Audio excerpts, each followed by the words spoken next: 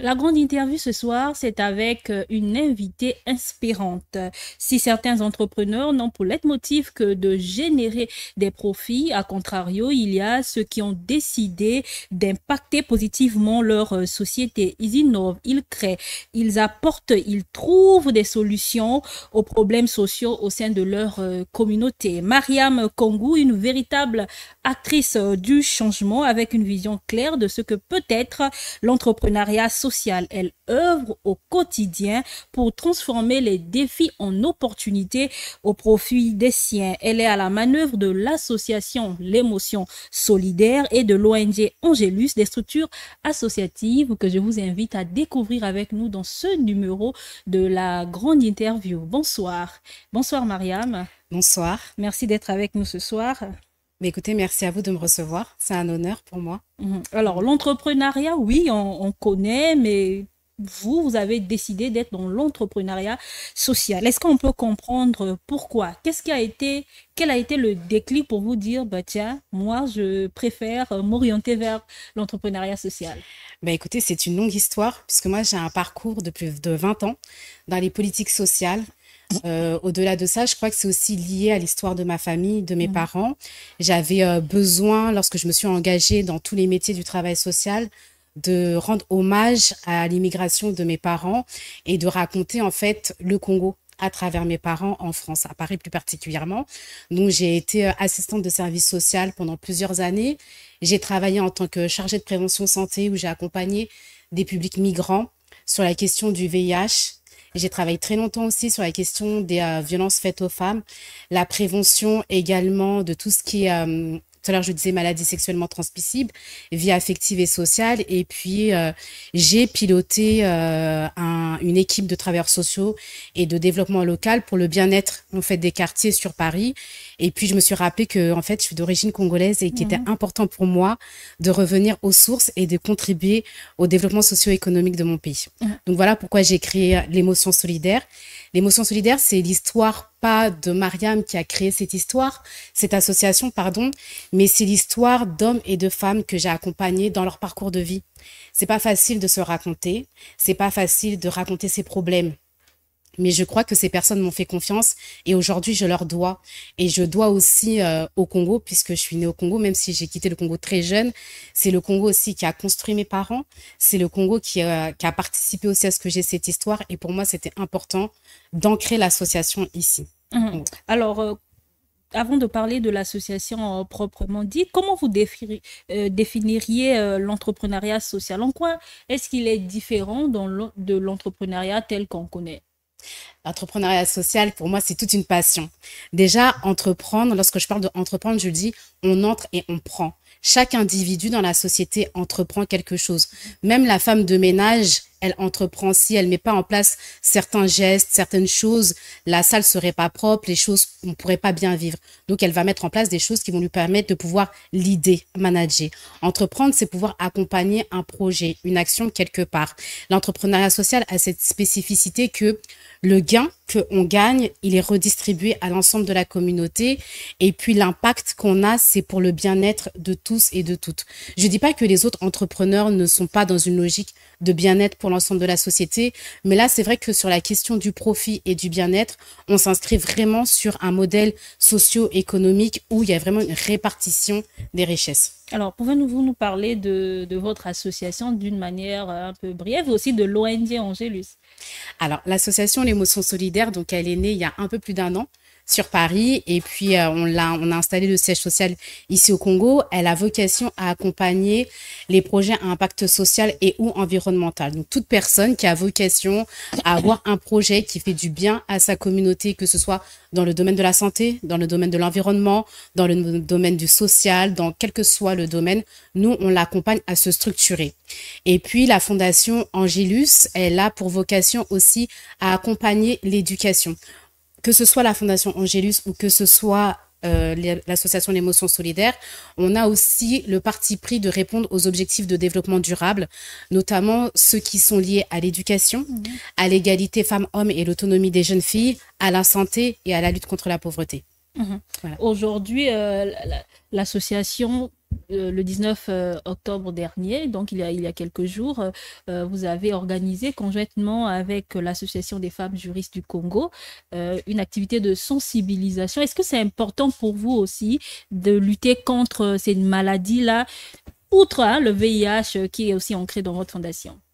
Nous, on croit au niveau de l'émotion solidaire qu'il est important de pouvoir s'inscrire dans toutes les grandes causes, qu'elles soient nationales ou internationales, justement pour prévenir quelle que soit la problématique de santé, sociale, etc.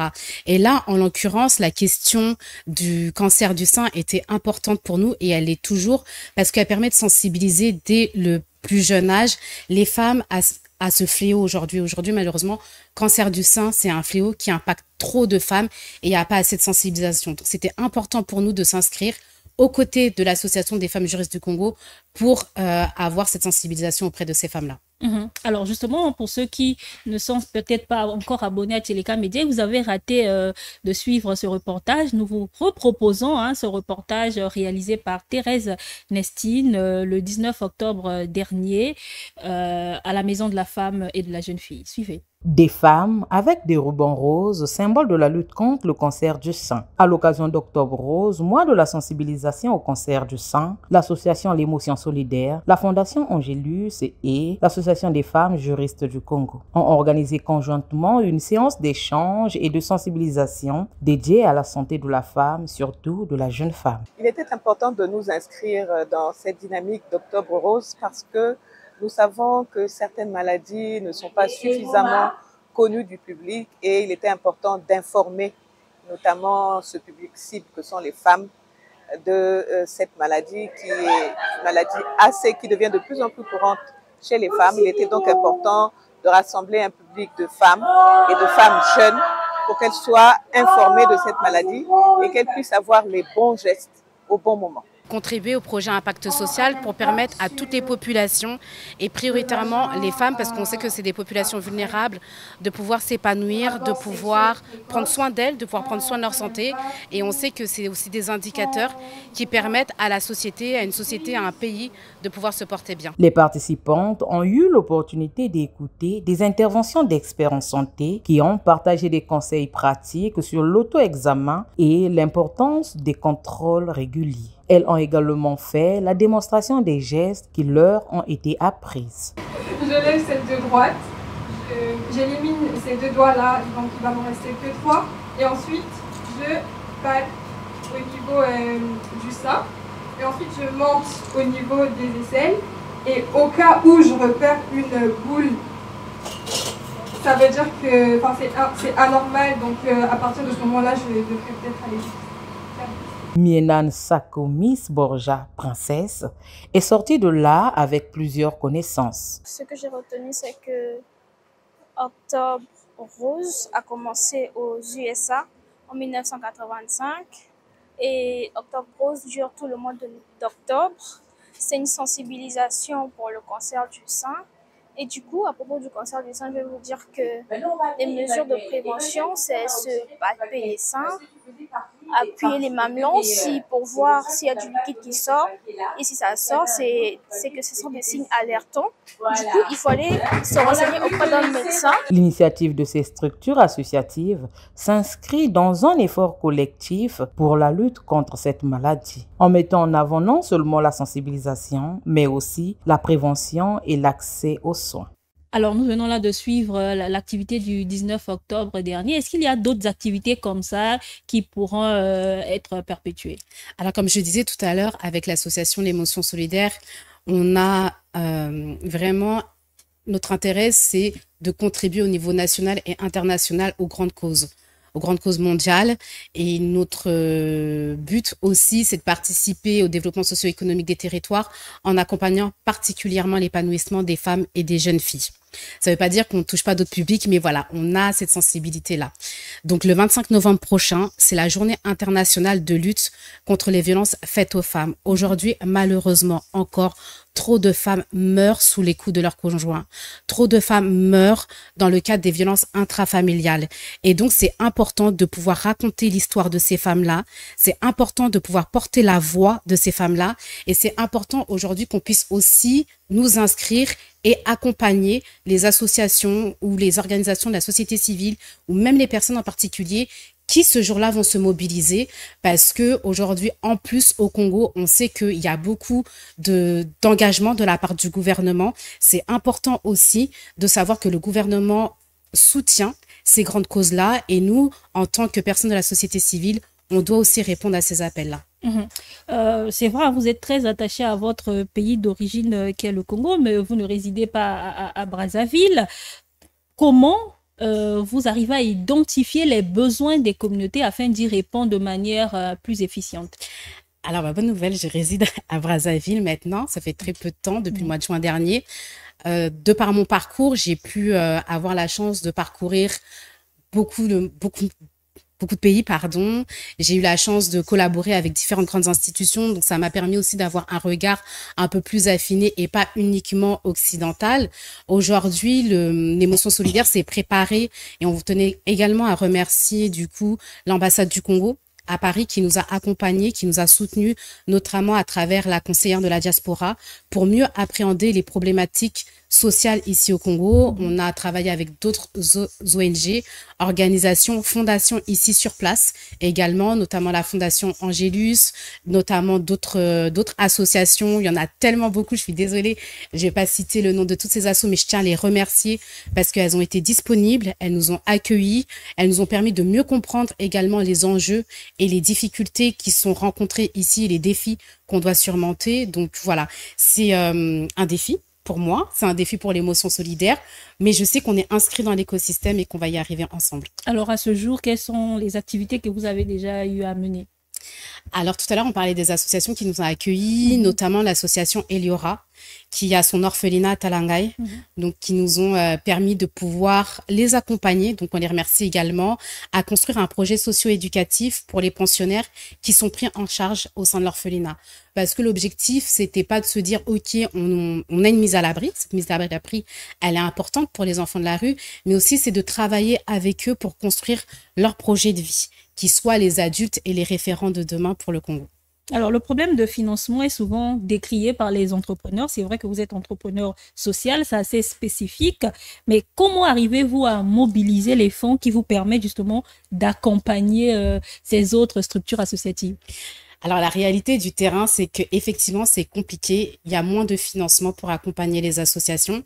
L'argent, c'est le nerf de la guerre. Donc, je profite aussi pour rappeler aux institutions que, eh bien, on a encore besoin aujourd'hui de pouvoir avoir des fonds, que la vie associative ou la vie coopérative ou de fondation, elle vit aussi parce qu'il y a l'implication financière des différentes parties prenantes. Sinon, on répond aux appels à projets des différentes institutions qui sont tant sur le plan national que sur le plan international.